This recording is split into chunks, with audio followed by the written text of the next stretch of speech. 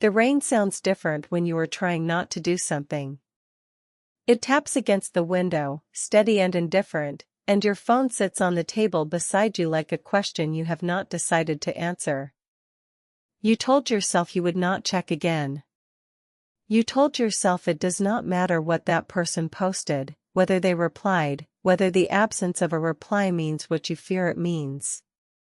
But the rain keeps falling, and the phone keeps sitting there, and the urge to reach for it feels less like a decision and more like a tide pulling at your feet. This is the strange weight of wanting control over something that was never really in your hands. You cannot control what someone else thinks, whether they respond, whether they remember you kindly or forget you entirely. You cannot control the opinion forming quietly in someone else's mind, the timing of their message, the warmth or coldness in their words. And yet the mind keeps reaching, keeps checking, keeps asking the same question as if repetition will change the answer. There is an old lesson about this, one that has been shaped and reshaped across centuries, and it begins with a single quiet distinction.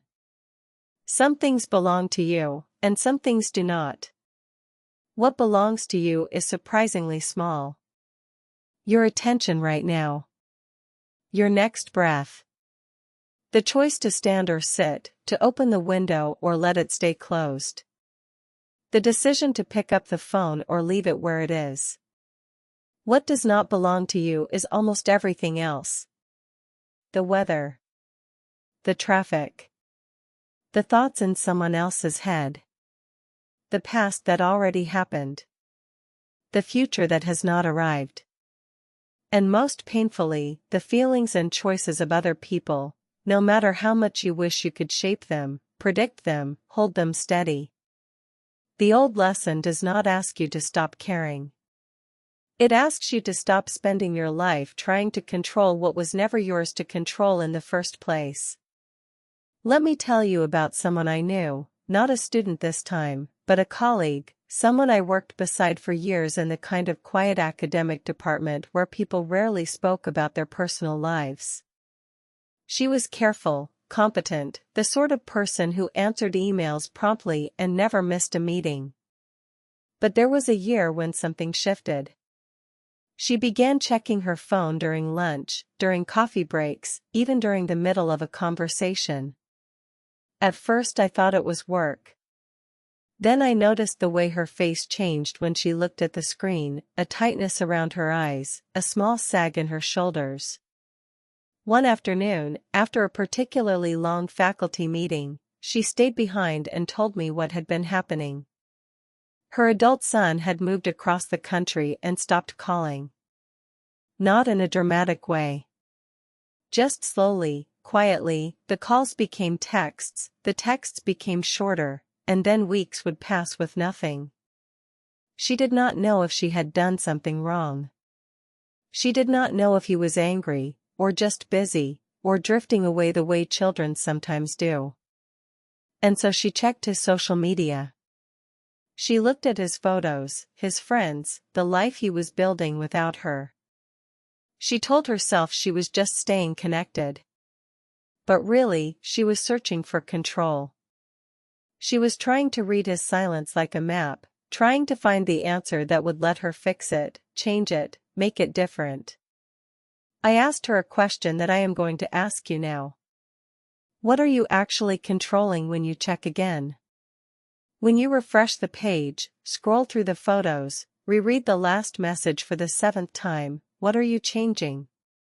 The answer, almost always, is nothing. You are not changing their mind. You are not speeding up their reply. You are not making the future arrive faster or the past undo itself.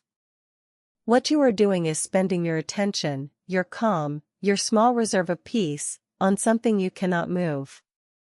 It is like standing in the rain and trying to push the clouds away with your hands. The clouds do not move. But you get very, very tired. Old wisdom would not ask you to win the whole life tonight. It would not tell you to stop caring, stop hoping, stop feeling the pull of worry. It would ask something much smaller and much harder. It would ask you to notice where your power actually lives. Not in the other person's heart. Not in the future that has not happened. Not in the past that already did. Your power lives in the next 5 minutes. In the choice to close the app. To set the phone face down. To stand up and put the kettle on. To let the rain be rain and your worry be worry without turning either into a task you must solve right now. There is a way of living that the old Stoics described, though they did not always use the same words. They spoke about distinguishing between what is up to us and what is not. They did not mean this as a way to become cold or indifferent. They meant it as a way to stop exhausting yourself fighting battles that cannot be won. If you spend your days trying to control the uncontrollable, you will live in a state of constant, low-grade defeat. The weather will not obey you. Other people will not think what you want them to think. The future will unfold in ways you did not plan. And if your peace depends on those things going your way, you will never have peace. But if you can draw a line, quietly, in your own mind, and say, this is mine, and that is not, you will find a steadier place to stand. My colleague did not change overnight.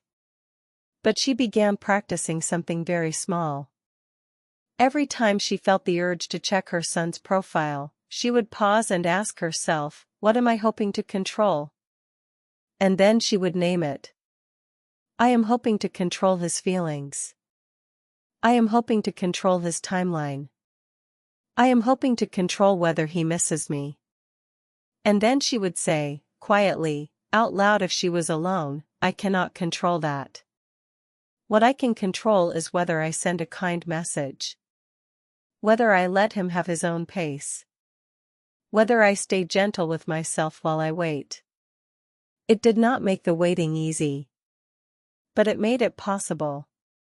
Let me bring this back to you, sitting near that window, near that phone, near that urge to check one more time. You are not weak for feeling this. You are human. The mind wants certainty.